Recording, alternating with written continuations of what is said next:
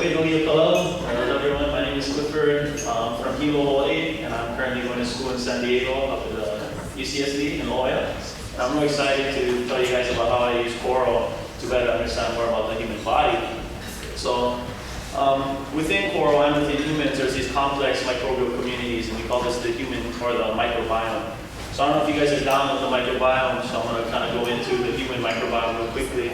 And for every one human cell you have in your body, you have approximately 9 microbial cells.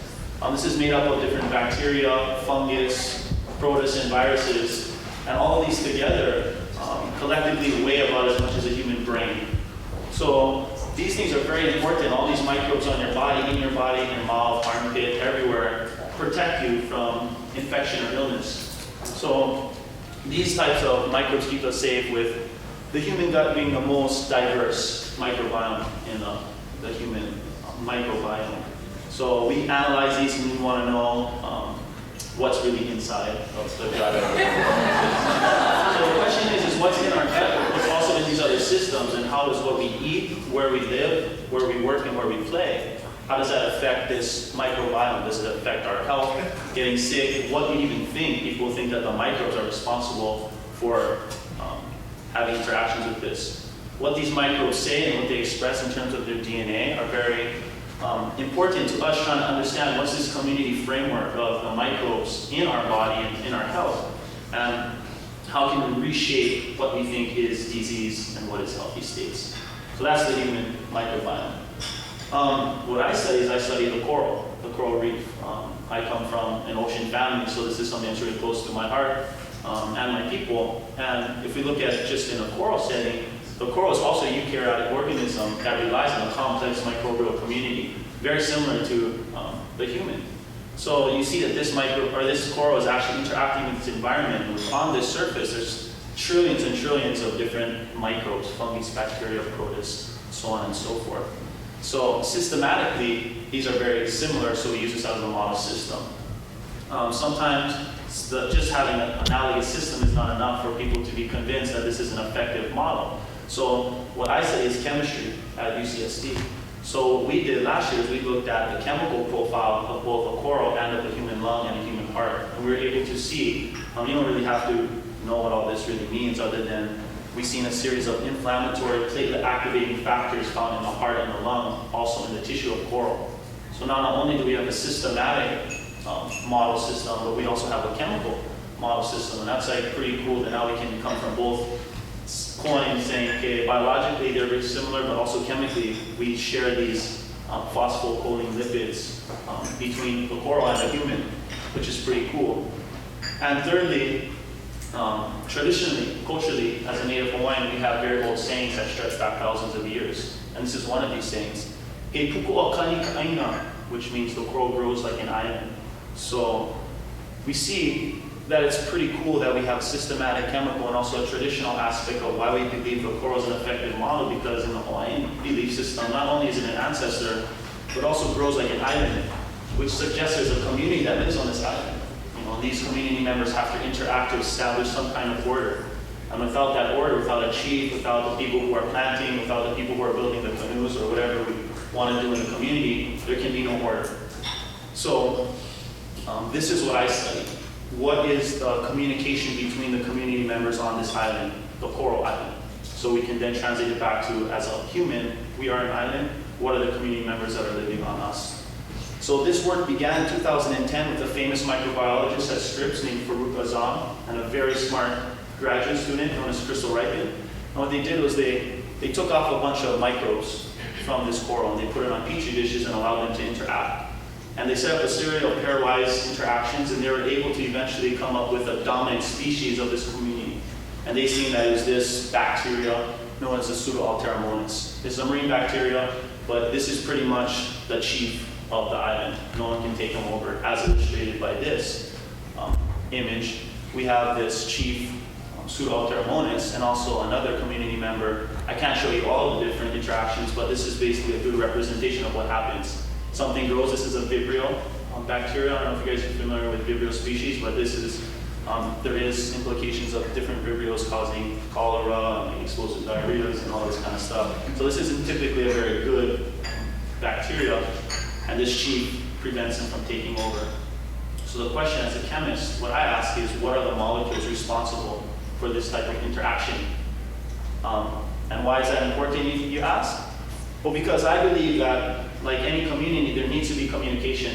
If we were all taken to an island just in this room, someone's going to have to be established as the chief in the community. And he has to say certain things, or she has to say certain things for everyone to listen and kind of do their role. We believe the chemistry is responsible for this in the microbial setting for proper microbial community development, in our gut or in our lung or wherever. Also, too, because these words, this chemistry interacts with different bacteria, we could find potentially new antibiotics also. If we find the key word, a key chemical that kills a bunch of, the people who aren't listening, coming in later than breakfast and hooting and hollering, we can use these types of communication or chemistry to weed them out. So, how we go about this workflow is we take some kind of system, a coral or a human, brain, gut, lung, wherever, and we take out the different microbes and we see who's the dominant microbe in the community. Then we subject it to a series of chemical analytical instruments known as mass spectrometry or nuclear magnetic resonance. You guys will for sure learn more about it later on, and for those who are familiar with it, that's what we do when we do genomic sequencing. Hopefully, at the end, to be able to get what molecules are being expressed, as well as the genes that are responsible for the expression, so we can get a complete, comprehensive picture of what's going on during these types of interactions. So, using this workflow, we were rapidly able to identify a series of polyhalogenated molecules that are responsible for some type of antimicrobial activity. For those of you who are down with organic chemistry right now, I know some of you are getting ready for your exams, these halogenated molecules are atoms that are towards the right side of the periodic table.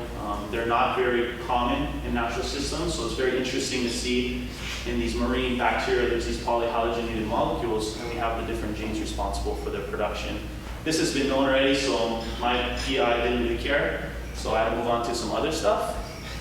We looked at another molecule known as an ornithine-containing lipid, and we were able to find the different genes responsible for this particular molecule within this interaction as well.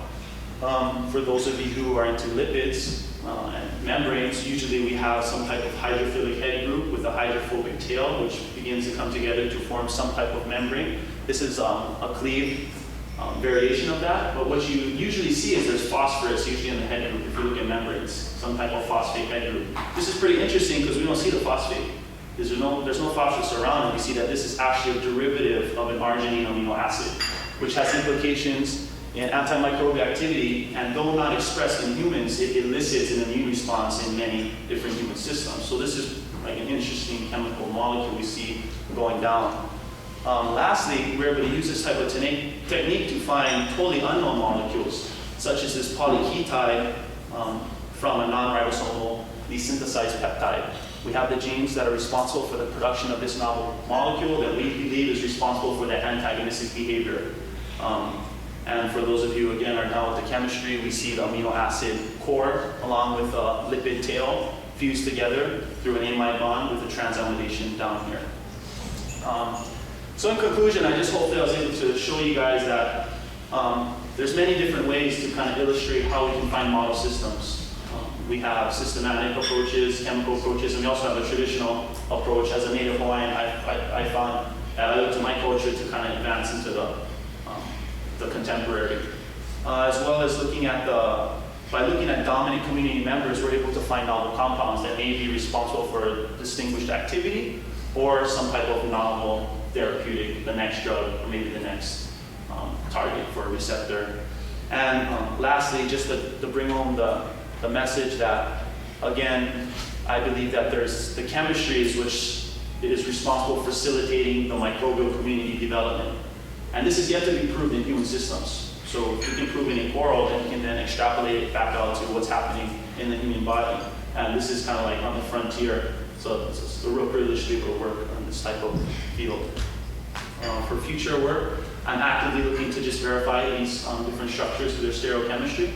I'm also determining the ecological relevance of these compounds by doing a series of bioactivity tests after enough compound is purified, and also doing some genomic cloning experiments to see, can we take the genes responsible for this activity and put it into another bacteria, put that into the community, and see how the community is affected by that.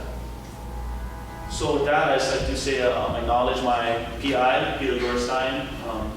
Really happy to be working in his lab at UCSD. Faruka Zanza for kind of pioneering the initial work and also funding from the NIH and UCSD. And also Mahalo Piha to the Minority Training Research Forum and all the staff and all you guys for listening. Really, really honored to be here. Mahalo.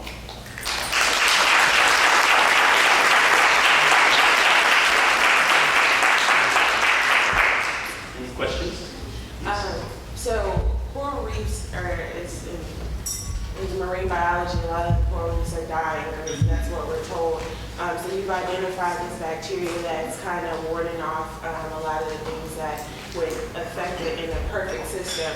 So how does that affect your research when you have this human influence that's coming in and kind of changing the way that this typically natural system would function?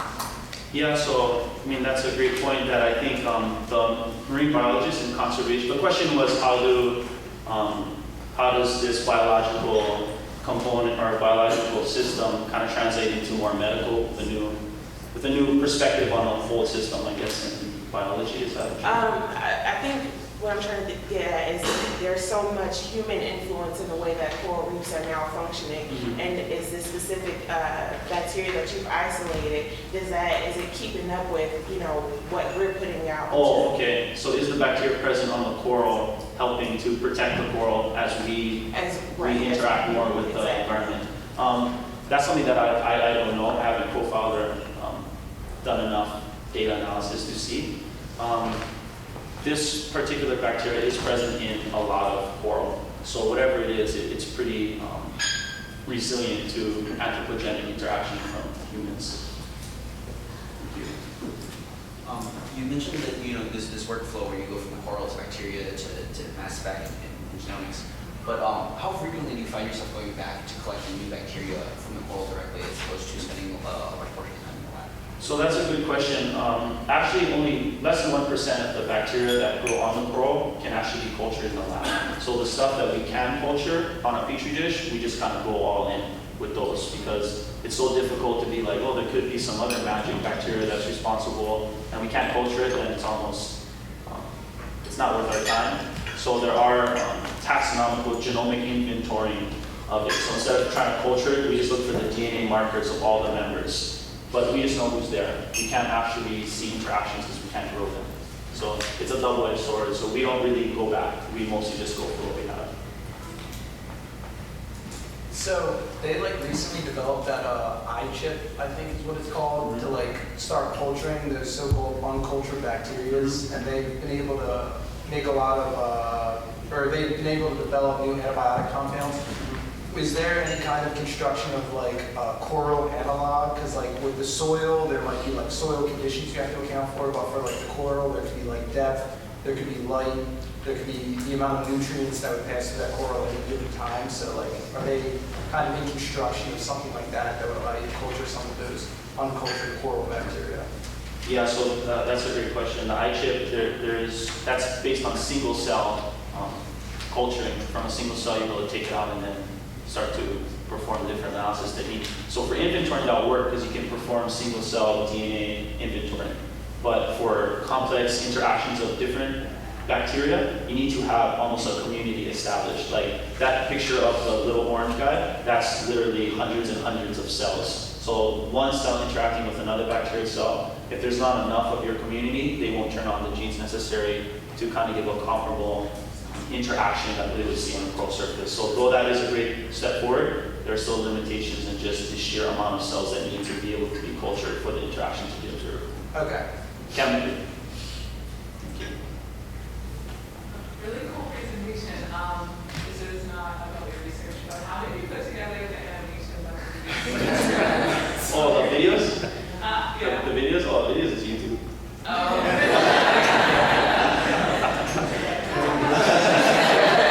So they're really cool. That one, that pseudobacteria that's kind of what you had on show that in its actual native symbiotic environment, it itself might be inhibited by the other bacteria there, and the properties that you see in that actually be physical. For sure, exactly. This is in a petri dish, we can't explain or we can't expect that it's the exact same thing happening in nature. But what we do try to promote is that there is probably some type of antagonistic chief there that's trying to maintain order by using chemistry. So if we see it in a petri dish, most likely we see it in a larger setting. And how can we find that in maybe human systems where we can have more controlled settings? So it's mostly just kind of a proof of concept to know that chemistry directs microbial community development. That answer your question? Oh yeah. So you said that in one of your conclusions, one of the goals is to create better knowledge of the ecological impact of the bacteria. So I mean that's interesting in itself, especially to wines. But is that as far as it goes? Where do you go next with that information? Could you imagine, I guess, using that to actually impact maybe say coral community? Yeah, I think the coral community is really excited about this type of work. I think it's actually harder to jump the gap to the more biomedical field because it wasn't until actually recently that people could see coral as an effective model. So the coral people are down. It's getting the biomedical people, and that's what I'm trying to do. Model everybody. Thank you. We can talk around.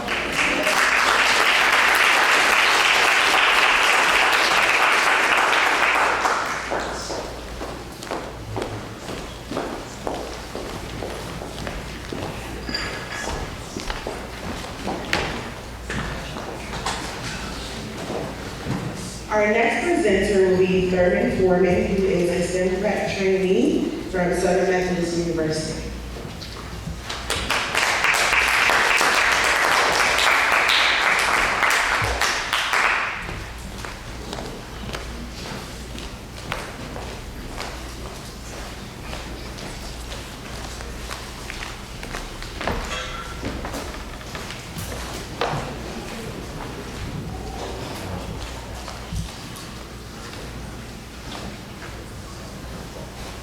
Sorry, I don't have animations like Clifford or nothing like that.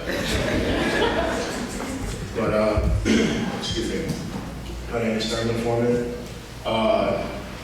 A summer ago, I had the privilege of conducting research at the University of British Columbia under the mentorship of Dr. Stephen Van Eden and Kumi Hidawa at the James Hogg Research Center within the Institute for Heart and Lung Health. My research, or title of my research, is entitled Effects of Statins on Macrophage M2 over M1 ratio polarization in COPD patients, which stands for chronic obstructive pulmonary disease.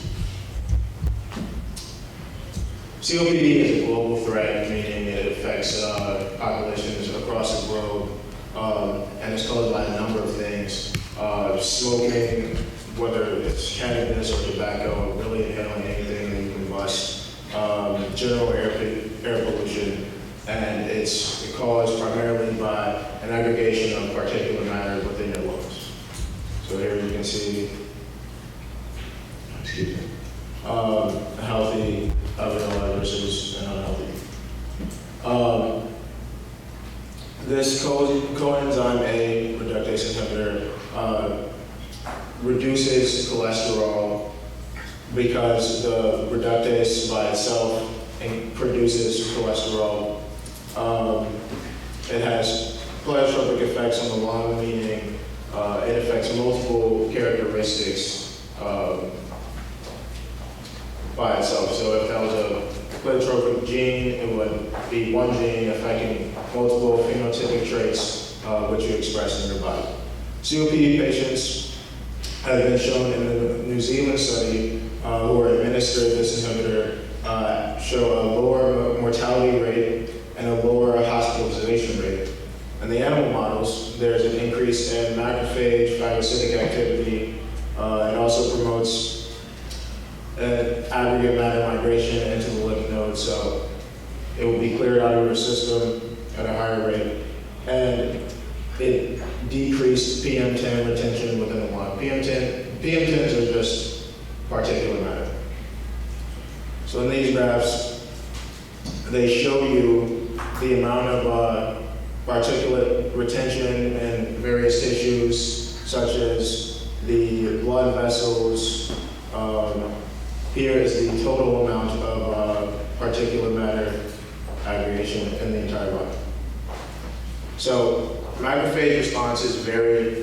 There are M1 and M2 macrophages, but before I get into this, it's just important that you know that macrophages can switch on and off between certain characteristics, meaning if it's M1, there will be pro-inflammatory, M2 anti-inflammatory, and based on the stain we use, the M1s will be red and the M2s will be blue.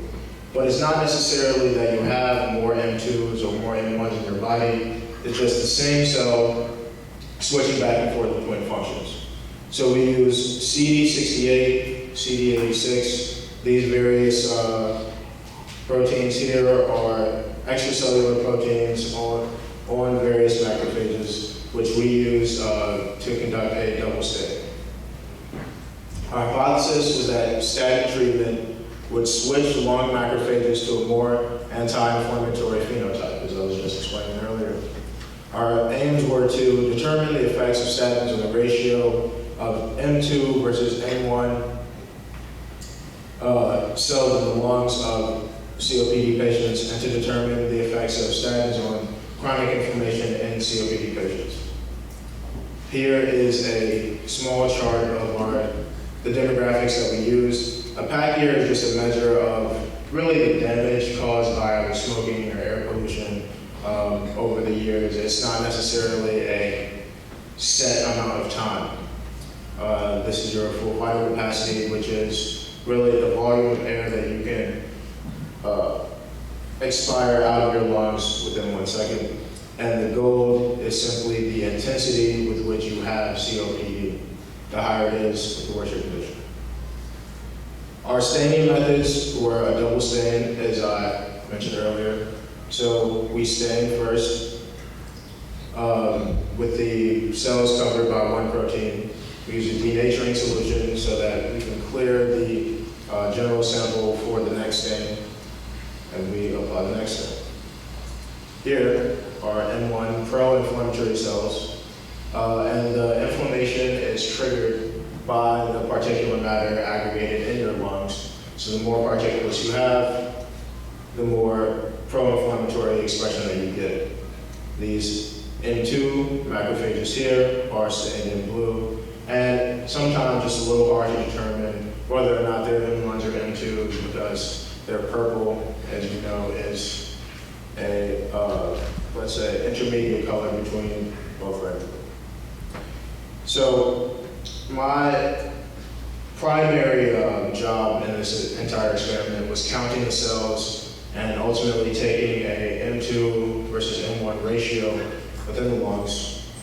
And I have a sample on the computer. I do not count using the whole sample. I take a fragment of that in a large box here, and then I put smaller boxes within them. I alternate, and then I generate the selection at random so that I'm not choosing the boxes myself, and there's no human bias to making the counts within my sample. I remove the grid, I take images, and it looks something like this when I'm zoomed in. So I have to determine a lot of whether or not they're individual cells, whether or not the cells are dead. There's a lot of just general particulates here, especially when the membranes break down within the samples. I cannot count those as cells. So here would be an example of an M1, M2, I'm sorry. So here are graphs of non-statin versus statin patients, and just showing you the amount of macrophages within those patient lung tissue samples. So here's the total number of macrophages. Here is the general M1 count, as you can see, for the patients that administer statins. The M1 count is lowered. The M2 count is lowered in patients that administer statins. Again, these are the anti-inflammatory cells. These are the pro-inflammatory cells.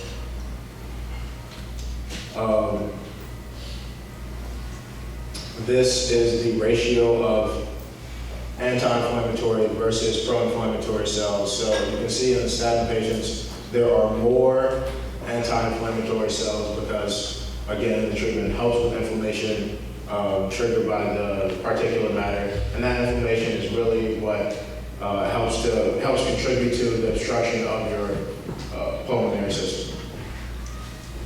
Sorry. Go out. So in summary, statin treatment decreases the number of macrophages in the lungs. Statins also change the ratio of M1 to M2 macrophages. Our data suggests that the statin treatment switches the macrophage population in the lungs to a more anti-inflammatory phenotype. In future work, we will complete the M2 versus M1 macrophage quantification, measure the neutrophil recruitment into the lung tissues. And these are my acknowledgements. Dr. Stephen Von Eaton, my principal investigator, Gooney, James Hogg, and Dr. Mark Elliott.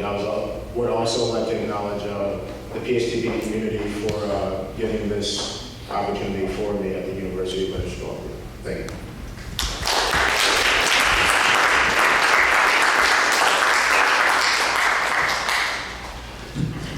So, good talk. I have one question about how you were identifying M1 and M2 populations. So I was wondering if you looked at the effect of the drugs on their actual function. I know you're using cell surface markers primarily. Yes. Do you know if functionally that they're actually anti-inflammatory? The M2s versus M1s. Yeah, so the cells that stay in red are M1s, primarily in function, and the cells that stay in blue are M2s. Where the gray area is where the cells don't have any clear coloration. So sometimes the cells don't stay in all their translucent, or they're purple, and I'm not really sure what those purple cells do inside of my gut. Any more? What was your total population size when you were doing these computer evaluations of macrophages? Of all the macrophages, or of all of the patients? I guess the patient sample. So there were a lot of different sets, but basically, because I didn't have a whole lot of time to do this analysis, we just chose 10 non-statin and 10 statin patients from this wide sample. There were hundreds, but I was out of my element.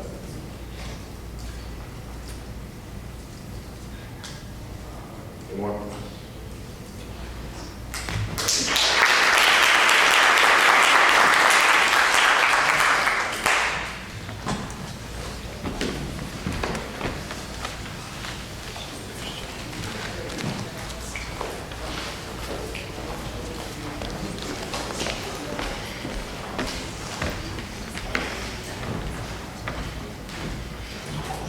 Our next presenter will be Christian Lanier, who is a STEM prep trainee from Southern Methodist University.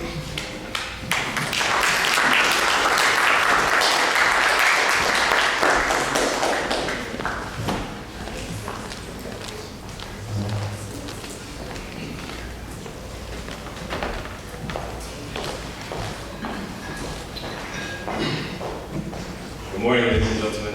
My name is Christian Lanier, and this past summer, I worked under the guidance of Dr. Ann Stowe at UT Southwestern's Neural Repair Lab on a project entitled Histological Analysis of Neuronal Injury and Inflammation Following Subarachnoid Injury in Rats. Before I get into the specifics of my research, I'd like to present you all a little background information. My project relates most closely to the incidence of stroke, which in most cities has a very high fatality rate of up to 50%. It's the second highest killer in the world, up to 2012, following only cardiovascular injury. And there are two ways to induce stroke. The first being ischemia, where blood clot can block blood supply to the brain. And the second being hemorrhaging, where a rupture of blood flow in the blood-brain barrier also disrupts blood supply. Though lab we worked with focused primarily on the second.